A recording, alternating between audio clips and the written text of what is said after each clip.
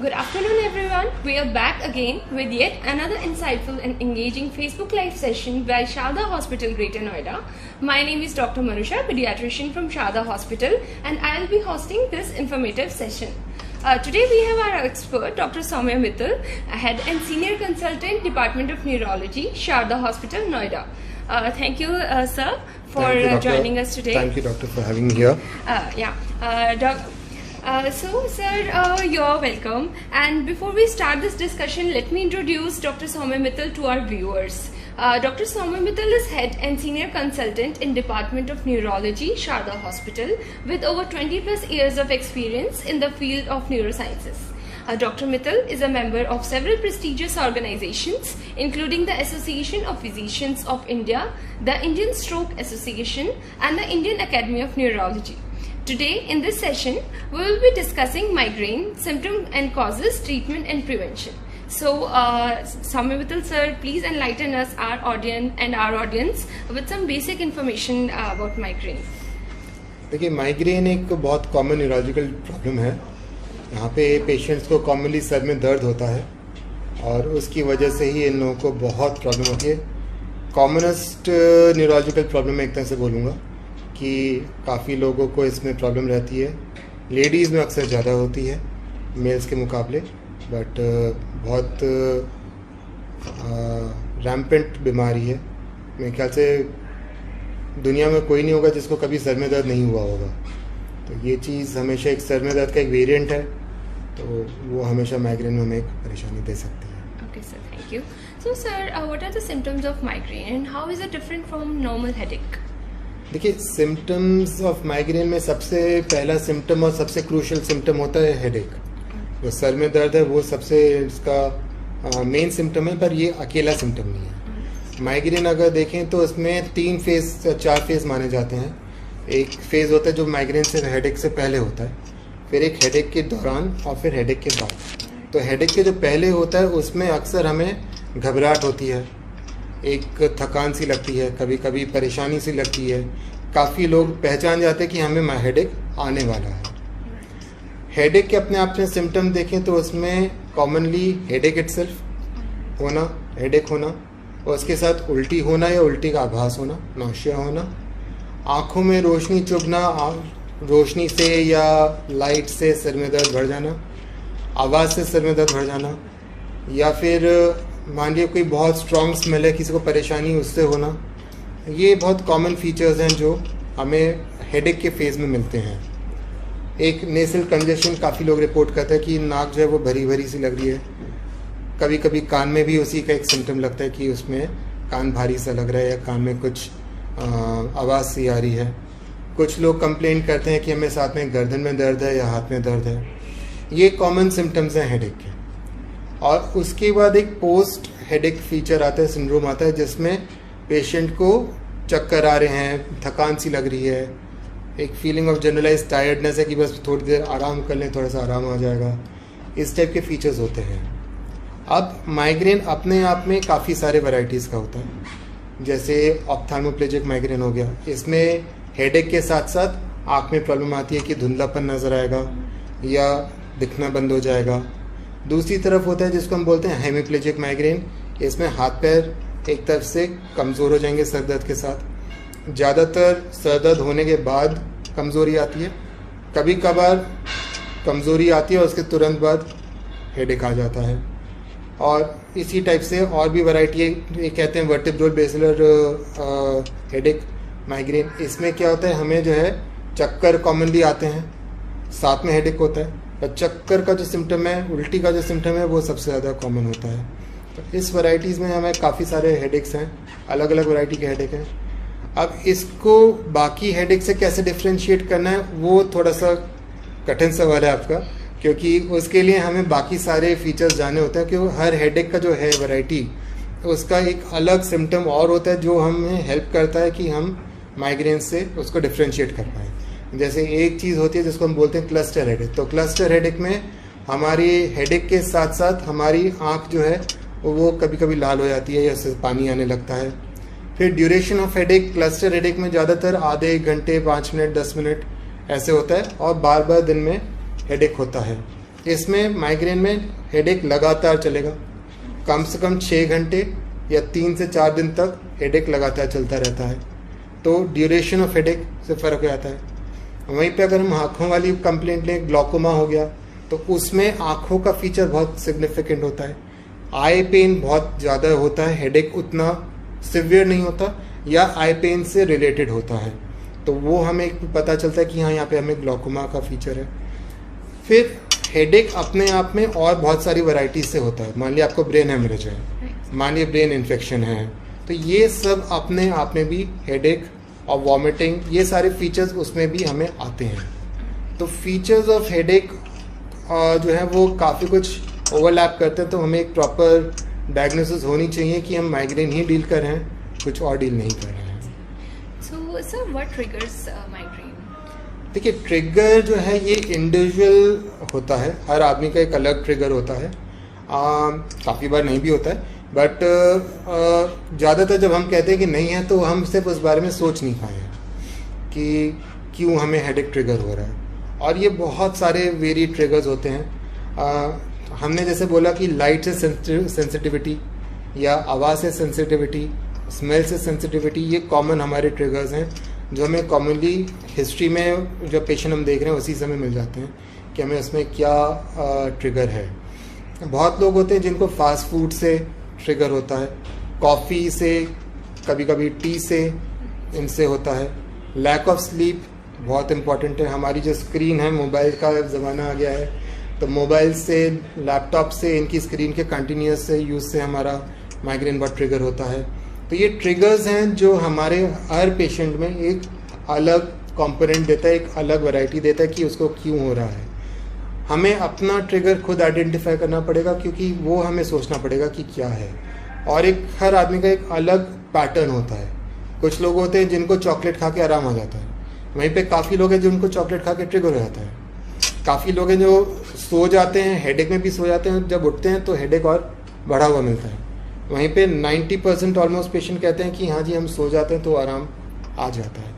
तो हर एक आदमी का ट्रिगर एक अलग वो है, तो ये हमें अपना ट्रिगर खुद सोच के, खुद डिस्कस करके उसको इंडिविजुअलाइज करना पड़ता है।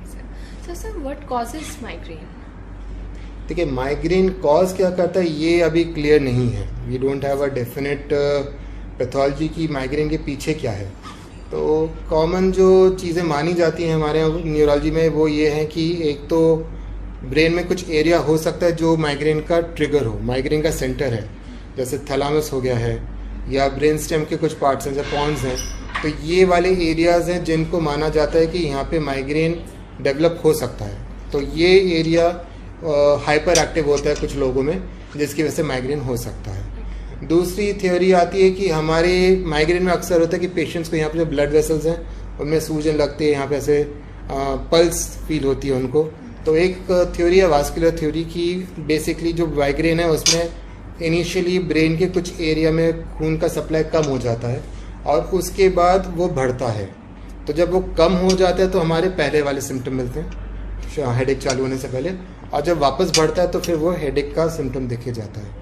तो ये एक वास्कुलर थ्योरी है। एक थ्योरी है ट्राइजेमिनल नर्व की, कि ये ट्राइजेमिनल और सर्वाइकल नर्व जो हमारी होती हैं वो आपस में जब इंटरकनेक्ट होती है उनकी हाइपर एक्टिविटी से ये सारे प्रॉब्लम्स बन सकती हैं। तो थ्योरीज बहुत सारी हैं कि ये भी हो सकता है, बट फाइनल अभी कुछ नहीं है। Thank you sir. And sir, does it get better over time? ये हर आदमी का वेरी कर सकता है कि माइग्रेन जो है, हेडेक जो है, वो उसका कम हो रहा है या बढ़ रहा है। काफ़ी ज़्यादा हद तक यही दिखा था कि जो लोग हमारे पास आ रहे हैं उनका हेडेक बढ़ रहा है।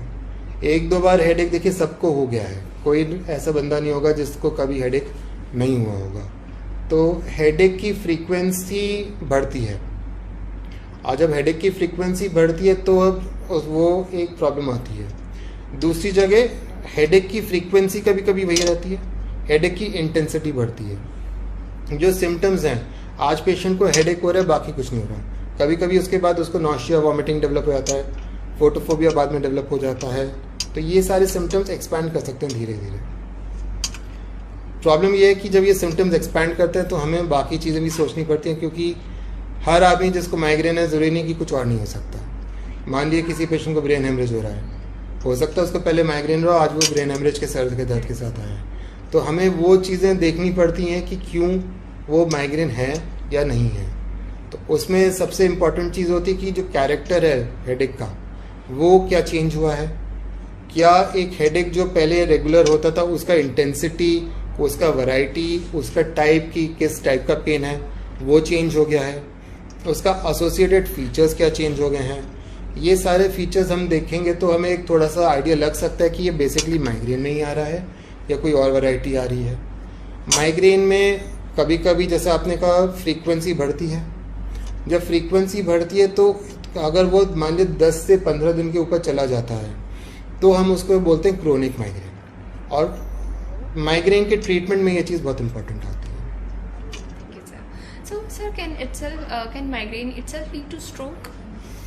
देखिए, migraine itself leads two stroke तो नहीं होता है, पर काफ़ी सारे कंडीशंस होते हैं जहाँ पे जो बैकग्राउंड कंडीशन है वो शेयर करता है माइग्रेन और स्ट्रोक। जैसे एक जेनेटिक कंडीशन होती है जिसको बोलते हैं कैडासिल, दूसरा होता है कैरासिल। इसमें स्ट्रोक भी हो सकता है और कॉमन फीचर होता है माइग्रेन का। तो ऐसा नहीं है कि माइग्रेन के पेशेंट में स्ट्रोक नहीं हो सकता या स्ट्रोक के पेशेंट को माइग्रेन नहीं हो सकता।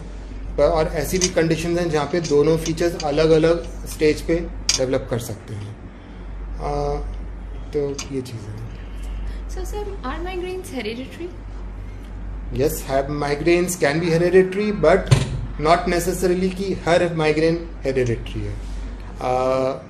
मेजॉरिटी पेशेंट्स जिसमें हमने अभी बात करी कि हमारे पहले सिम्टम्स होते हैं उसको हम बोलते हैं माइग्रेन विद ऑरा। और काफ़ी पेशेंट्स होते हैं जिनमें ये सिम्टम नहीं होते, उनमें उनको कहते हैं माइग्रेन विदाउट ऑरा। तो ये देखा गया कि माइग्रेन विद ऑरा के पेशेंट्स में ऑलमोस्ट 425% पेशेंट्स में जेनेटिक हिस्ट्री मिलती है। माइग्रेन विदाउट ऑरा में ऑलमोस्ट 10% पेशेंट्स में जेनेटिक हिस्ट्री मिलती है। उसके बावजूद माइग्रेन इतना कॉमन है कि हमेशा जेनेटिक हिस्ट्री मिलने की ज़रूरत नहीं है, बिना जेनेटिक हिस्ट्री के भी माइग्रेन हमेशा मिल सकता है। प्लस जैसे हमने कहा कि अभी कैडासिल हो गया, कैरासिल हो गया, ये इस टाइप के भी जेनेटिक सिंड्रोम्स हैं जहाँ पे migraine is just one of the diagnosis of other diagnosis. So, sir, how can we prevent a migraine? Migraine prevent करने के लिए सबसे इम्पोर्टेंट है कि जो हमारे ट्रिगर्स हैं हम उसको अवॉइड करें। अगर आपको रोशनी से प्रॉब्लम है तो आप कोशिश करें कि हमारे धूप में जाते समय आप जो है थोड़े सा या तो सन ग्लासेस लगा के रखें या एक कैप लगा के रखें जो आपकी आइज़ में सन उतना ना आने दे। लाइट है तो उससे दूर रहें, स्ट्रॉन्ग परफ्यूम्स अवॉइड करें। जो भी खाने पीने में ऐसी चीज़ है जो आपको माइग्रेन दे सकती है, हेडेक ट्रिगर करती है, वो ना खाएं। तो आपके जो ट्रिगर्स हैं उसको अवॉइड करें, वो सबसे क्रूशियल पार्ट है उसको अवॉइड करने में। बट माइग्रेन को अदरवाइज अवॉइड कर देना अभी कोई इस टाइप से हमें वो नहीं है। Alright, sir. So, we have some questions from our viewers. So, Sarika Gupta asks, what is the best treatment for migraine? देखिए, माइग्रेन में जैसे हमने अभी बात करी, दो किस्म के माइग्रेन हो गए। एक हो गया क्रोनिक माइग्रेन जहाँ पे हमने बोला था कि 10 से 15 दिन से ज़्यादा हेडेक डेज होते हैं। एक पेशेंट को एक महीने के अंदर अंदर 10 दिन से 15 दिन हेडेक रहता ही रहता है। ज़रूरी नहीं है कि 10 से 15 दिन लगातार हो। किसी को 3 दिन का हेडेक है तो 3 अलग अलग या 4 अलग अलग एपिसोड जिसमें वो टोटल मिला के 10 to 15 डेज बनते हैं, वो भी एक हमें क्रोनिक हेडेक की डेफिनेशन देता है। एक पेशेंट होता है जिसको एक महीने में एक बार सर में दर्द हो गया, हफ्ते में एक बार सर में दर्द हो गया, आधे घंटे रहा, एक दिन रहा, ठीक हो गया, तो उसको हम बोलते हैं एपिसोडिक माइग्रेन। अब एपिसोडिक माइग्रेन में हमें पूरा ट्रीटमेंट रेगुलर देने की ज़रूरत नहीं है। उसमें हम SOS मेडिसिन देते हैं कि जिस समय आपको हेडेक है उस समय आपने वो मेडिसिन ले ली और आपका हेडेक सेटल कर गया, दैट्स इट। पर जो हमारा क्रोनिक हेडेक है उसमें हम एक रेगुलर हेडेक के लिए मेडिसिन देना प्रेफर करते हैं, जिसको हम प्रोफाइलैक्सिस बोलते हैं। वो प्रोफाइलैक्सिस ऑफ हेडेक देना सूटेबल होता है क्रोनिक पेशेंट्स के लिए। अलग अलग वैरायटीज़ हैं दोनों के लिए मेडिसिन के लिए, और वो हमें पेशेंट टू पेशेंट इंडिविजुअलाइज करना पड़ता है। Alright, sir, thank you. Sir, Mr. Mahesh Jain is asking, can migraine damage my brain? देखिए, yes, migraine can damage your brain. अभी तक की थियोरेटिकली ये माना जाता था कि माइग्रेन में ब्रेन में डैमेज नहीं आ रहा है, पर जो रीसेंट स्टडीज़ हैं उसमें MRI में ऑलरेडी हमें, अगर हम MRI करते हैं तो हमें MRI में छोटे छोटे वाइट मैटर चेंजेस मिलते हैं। वाइट मैटर क्या है? वाइट मैटर ब्रेन का एक हिस्सा है जो हमारे बॉडी में हमें क्या प्रोसेस करना है, क्या सोचना है, उस थॉट प्रोसेस को प्रोसेस वगैरह करने में हमें हेल्प करता है। तो वो वाइट मैटर में प्रॉब्लम्स हमें दिखने लगती हैं। तो येस, डेफिनेटली ब्रेन में चेंजेस आते हैं, बट एकदम से ब्रेन में कुछ डैमेज हो जाएगा, जैसे स्ट्रोक में हो जाता है या ब्रेन ट्यूमर में हो जाता है, उस टाइप से हमें इमीडिएट चेंजेस नहीं मिलते, बट डेफिनेटली चेंजेस आते हैं ब्रेन में। Sir, Miss Shruti Sabharwal is asking, how can I tell if the headache I am having is dangerous? जैसे हमने कहा, ये जो डेंजरस हेडेक है इसमें अलग अलग वैरायटीज़ होते हैं सिम्टम्स के। इनको कॉमनली हम लोग मेडिकल टर्म्स में रेड फ्लैग्स बोलते हैं, जिसमें आपका फ्रेश हेडेक होना या एक एल्डरली में हेडेक होना या हेडेक का नेचर चेंज हो जाना, एडेड चेंजेस आना कि एडेड फीचर्स हो जाना, या हमारा कोई फोकल न्यूरोलॉजिकल डेफिसिट मिलना। फोकल न्यूरोलॉजिकल डेफिसिट बोलते हैं कि साथ में आपको कमज़ोरी आ गई, आपको एकदम से दिखना बंद हो गया, आपको एकदम से ज़बान टेढ़ी हो गई, चेहरा टेढ़ा हो गया, ज़बान से बोलना बंद हो गया। ये फोकल न्यूरोलॉजिकल डेफिसिट्स होते हैं। एकदम से हाथ पैर में सुनपन आ गया। तो ये अलग अलग प्रॉब्लम होती हैं जो हेडेक के साथ अगर एसोसिएटेड है, तो उसको हम बोलते हैं कि ये रेड फ्लैग है, इसमें हमें आगे इवैल्यूएशन की, उसको माइग्रेन के आगे सोचने की ज़रूरत है। Sir, Mr. Ankit Sisodia is asking, what change in lifestyle may help in my headache? देखिए, बहुत सारी वो है इसमें। इनफैक्ट हमारी एक बुक आ रही है माइग्रेन के बारे में, इट इज़ इन पब्लिकेशन, तो उसमें हमने ये आंसर करने की कोशिश करी है। बट देखिए, इसमें lifestyle changes are a lot. जैसे हमने उस बुक में भी बात करी कि अगर हमारे पेशेंट को फ़्लाइट पकड़नी है, तो उस फ्लाइट पकड़ने को पेशेंट को सुबह 5, अगर उसकी अर्ली मॉर्निंग फ़्लाइट है, तो सुबह 4 या 5 बजे उठ के एयरपोर्ट पहुंचना है। फिर वो एयरपोर्ट पे इतनी सारी आवाज़ें, एयरपोर्ट तक पहुंचने का स्ट्रेस, सामान जगह पे मिल गया नहीं मिल गया, रख गया नहीं रख गया स्ट्रेस, वहाँ पे सामान वापस मिल जाएगा, बीच में सूटकेस आपका टूट तो नहीं जाएगा, हैंडल टूटा हुआ मिलेगा नहीं मिलेगा, खुला हुआ सूटकेस तो नहीं मिलेगा, उस चीज़ का स्ट्रेस है ना। वहाँ पे आपको बैठने की जगह मिल रही नहीं मिल रही है, एक काफ़ी सारी चीज़ें हैं। तो वो चीज़ हर एक आपका जो लाइफस्टाइल मॉडिफिकेशन है, उसमें आपकी जो दिनचर्या है उसको हमें फोकस करना पड़ेगा। सबसे इम्पॉर्टेंट चीज़, जैसे हमने पहले कहा कि आपका जो रिस्क फैक्टर है वो हमें हटाना पड़ेगा कि क्या आपका रिस्क फैक्टर है। क्या हमें कॉफ़ी पीने से हेडेक हो रहा है, क्या हमें चॉकलेट खाने से हेडेक हो रहा है, तो हमें वो हटाना है। अगर लाइट है तो हमें लाइट का सेंसिटिविटी को, रिस्क फैक्टर को रोकना है, तो पहले हमें उसको रोकना है। हमारा एसी चल रहा है, अब एसी चलते समय कॉमनली किसी को कुछ नहीं लगता, इट्स वेरी कंफर्टेबल। जिसका माइग्रेन है उसको एसी की आवाज़ भी परेशान कर रही है। एसी का अगर हवा डायरेक्टली सर पे लग रहा है तो वो ठंडी हवा भी उसको हेडेक ट्रिगर कर रही है। तो उस चीज़ से हिसाब से हमें उसको चेंज करना है कि एक मॉडर्न एसी लगवाएं जिसमें आवाज़ कम है, या फिर एसी की पोजीशन ऐसे लगवाएं कि हमारे सर पे ठंडी हवा ना है, क्योंकि काफ़ी बार उससे भी हेडेक ट्रिगर हो जाता है। अगर आप रेलवे स्टेशन पे जा रहे हैं, आप ट्रैवल कर रहे हैं, तो अगेन फिर वही वाली बात है कि ट्रैवलिंग का स्ट्रेस, तो आप कोशिश करें कि आपका जो टिकट है वो इस टाइप का हो कि आप मॉर्निंग में अपनी कंफर्टेबल स्लीप लेके उठ पाओ, एक नाइस अपना कंफर्टेबल ब्रेकफास्ट करके फिर आप अपना ट्रैवलिंग चालू करो। That makes a lifestyle change. आप स्पोर्ट्स में जा रहे हो, आपकी पार्टी है, काफ़ी पेशेंट्स होते हैं जिनको स्पोर्ट्स में, आपने स्विमिंग चालू करी, फुटबॉल खेलना चालू करा, जैसे ही आपने चालू करा आधे घंटे में, 15 मिनट में, 1 घंटे में आपको हेडेक ट्रिगर कर गया। तो उसके लिए आप अपने डॉक्टर से पहले मिल सकते हैं। कुछ पर्टिकुलर मेडिसिन होती हैं जो हम आपको दे सकते हैं, ताकि वो अगर आप पहले ले लेते हैं तो आपका हेडेक ट्रिगर ही ना हो। या फिर अगर ऑप्शन है आप प्रोफेशनल स्पोर्ट्स पर्सन नहीं हो, तो आप अपना वो स्पोर्ट्स चेंज कर लो, एक माइल्डर फॉर्म ऑफ स्पोर्ट में आ जाओ, ताकि आप उसको अवॉइड कर सको। पार्टी है, साउंड होना है, डेफिनेटली होना है, फास्ट फूड होना ही होना है, तो आपको वो पार्टी के लिए अगेन एक तो हम मेडिसिन दे सकते हैं, plus every party has a place जहाँ पे आपको उतनी परेशानी नहीं होगी, उतनी लाइट नहीं होगी, उतनी साउंड नहीं होगी, तो you can find some place we can be comfortable. Plus अपने होस्ट को बेटर रहेगा बता के रखे कि भाई हमें हेडेक है, अगर हुआ तो हमें जाना पड़ सकता है। तो a good host, a good friend will always understand that. Okay, sir, Miss Monica Tyagi asks, can migraine be cured forever? As of now, we don't have a cure for migraine, but जैसे हमने कहा cure, prophylaxis की जो therapy होती है वो बहुत effective है बहुत सारे ऑप्शंस हैं जिसमें हम इसमें ऑप्शन ले सकते हैं, ट्रीटमेंट कर सकते हैं, and a good control is possible in almost 95 to 99% patients, अगर हमारा ट्रीटमेंट पेशेंट को सूट करता है, अगर जो बंदा हमारे पास आ रहा है वो हमें एक प्रॉपर हिस्ट्री दे पाता है। काफ़ी बार क्या होता है कि पेशेंट्स जो हैं, लोग अपने आप का सिम्टम अवॉइड कर जाते हैं कि हाँ ये तो होता ही है ना, कि चाय पीना कोई बड़ी बात नहीं है, खाली पेट से हो गया, ना सोने से तो सर में दर्द होता ही है।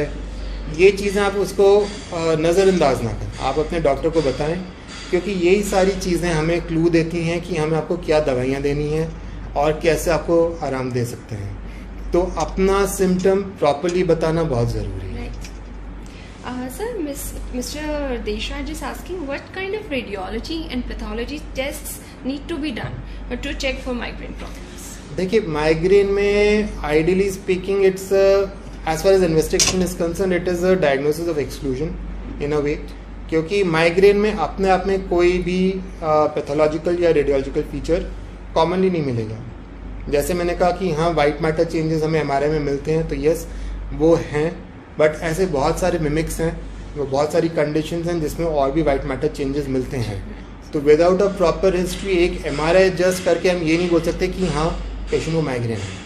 हम ये बोल सकते हैं कि हाँ ब्रेन में चेंजेस हैं, पर वो कोरिलेट करना पड़ेगा कि हाँ इसको हेडेक है, साथ में ये फीचर्स हैं, तो हमें माइग्रेन मिल सकता है।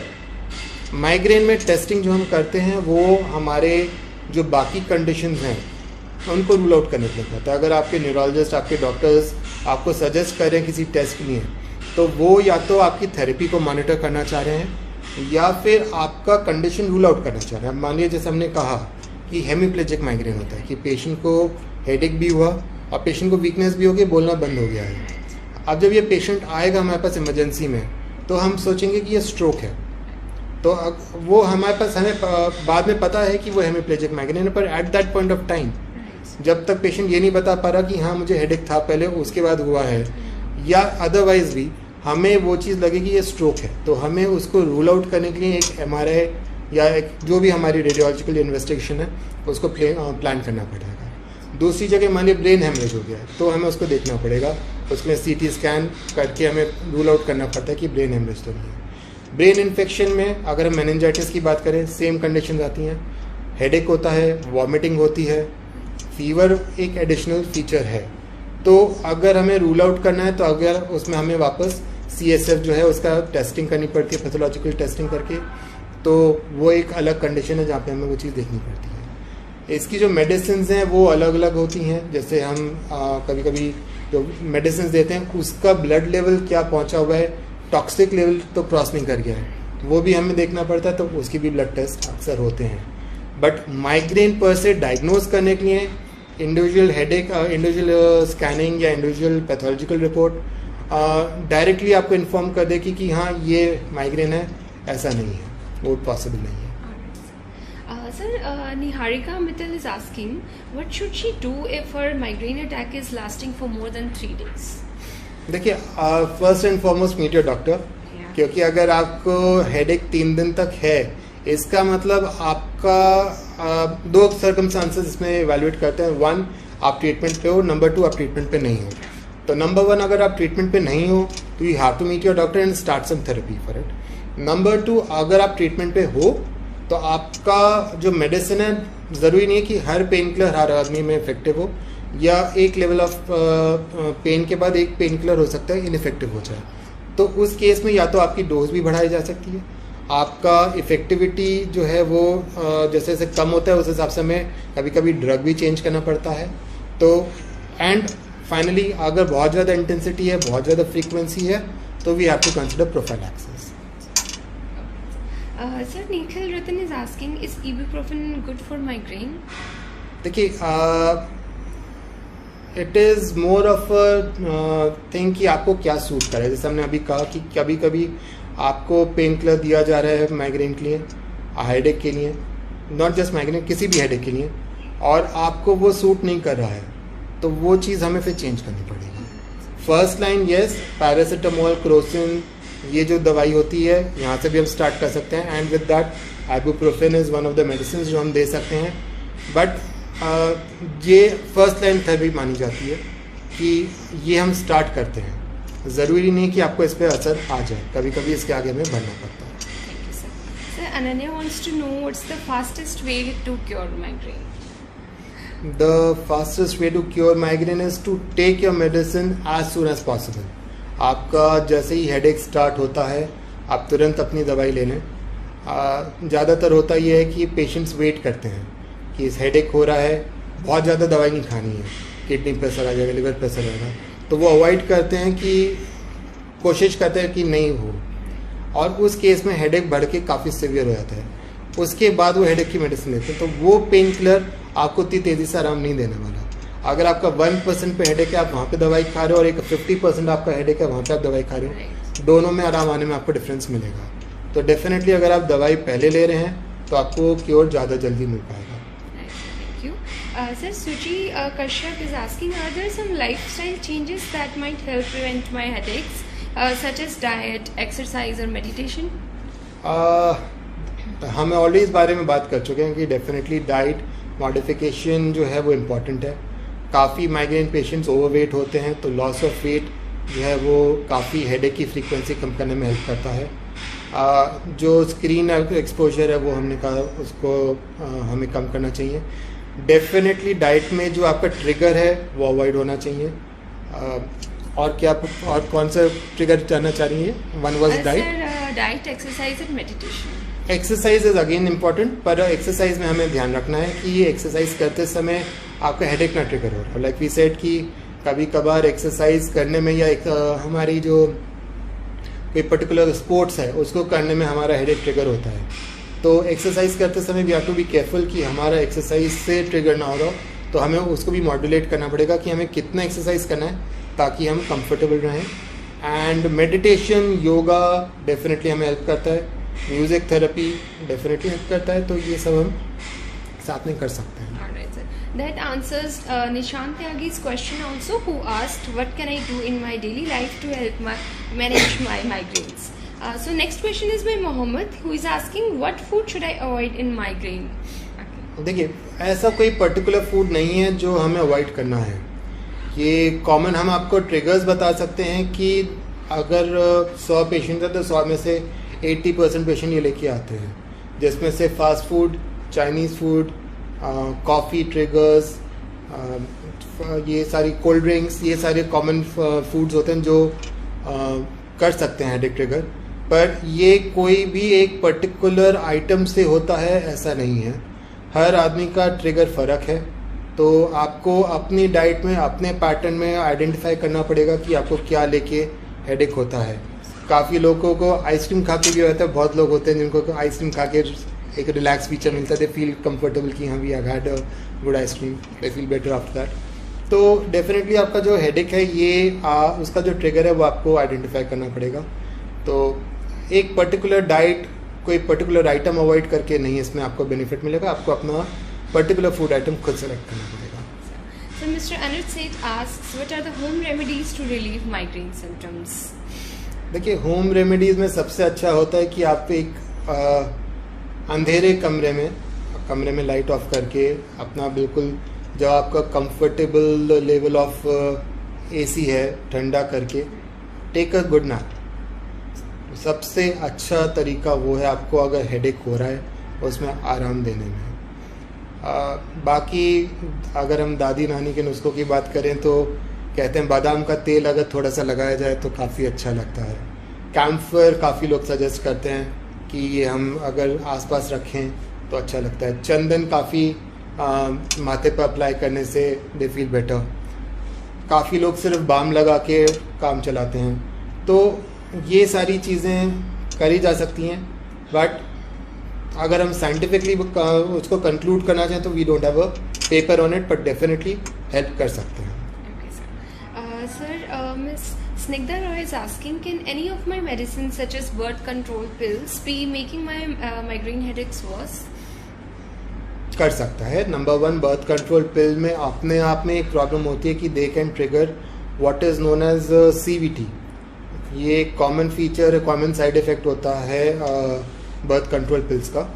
बर्थ कंट्रोल पिल से ब्लड जो है वो थोड़ा सा थिक हो जाता है, गाढ़ा हो जाता है, जिससे जो ब्रेन की वेन्स होती हैं वो क्लॉट हो जाती हैं, और उसकी वजह से उसका भी पहला फीचर अक्सर हेडेक होता है, और दूसरा एक कॉमन फीचर होता है seizures and loss of consciousness. तो डेफिनेटली मैं ये नहीं कहूँगा कि आपका जो बर्थ कंट्रोल पिन है वो माइग्रेन ट्रिगर कर सकता है, बट यस एक हेडेक डेफिनेटली उससे अगर आपको आ रहा है तो it should be looked into. And like we said कि आपकी जो हेडेक की ट्रिगर है that has to be individualized, तो वो एक बार रिपीट हो रही है, बट डेफिनेटली वो सबसे इम्पॉर्टेंट है आपके माइग्रेन में कि आपका ट्रिगर क्या है और उसको कैसे अवॉइड कर सकते हैं। So, sir, Ms. Sonal Jain is interested in your book and she is asking that can you please share more information about the same with all of us? It is still under publication, so as soon as it is done, we'll do another Facebook Live and let you know. Okay, sir. So, sir, Mohammed Shahid is asking, what can I do if my medication is not working for me? I didn't. Please repeat again. If the medication that he has been prescribed for migraine, if it's not working, what should he do? देखिए, ये हम already बात कर चुके हैं कि अगर आपको मेडिसिन प्रिस्क्राइब्ड है और वो आपको हेल्प नहीं कर रही है तो आपको अपने डॉक्टर से मिलना है। किसी भी तरफ से मैं ये नहीं बोलूँगा कि आप अपने आप को सेल्फ मेडिकेट करो, क्योंकि आपको जो आप ओवर मेडिकेट कर रहे हो उससे भी आपको हेडेक ट्रिगर हो सकता है। बहुत ज़्यादा पेन किलर्स खाने से भी मेडिकेशन ओवर यूज हेडेक नाम का एक टर्म होता है, वो हो सकता है कि आपको बार बार हेडेक की गोली खाने से, सर दर्द की गोली खाने से उस गोली पे डिपेंडेंस बन जा रही है, तो जहाँ पे आपने वो दवाई हटाई आपको हेडेक आ रहा है, तो डेफिनेटली आपने सेल्फ मेडिकेशन नहीं करना है, पहली बात। दूसरी चीज़ ये है कि डोज, क्या वो डोज आपको एडिक्वेट है वो हमें देखना है। तो अक्सर आपकी डोज इनएडिक्वेट होती है तो हम डोज को स्टेप अप कर सकते हैं। And the second part is we can always change the medicine. तो ये दोनों चीज़ों करने के लिए बेटर रहेगा कि आप हमेशा अपने डॉक्टर से मिलें, वो सबसे इम्पॉर्टेंट है। Okay, that's all for today, sir. Thank you so much for enlightening us and giving us such a useful information. So we hope our viewers enjoyed this session. Stay tuned for such live sessions in future again.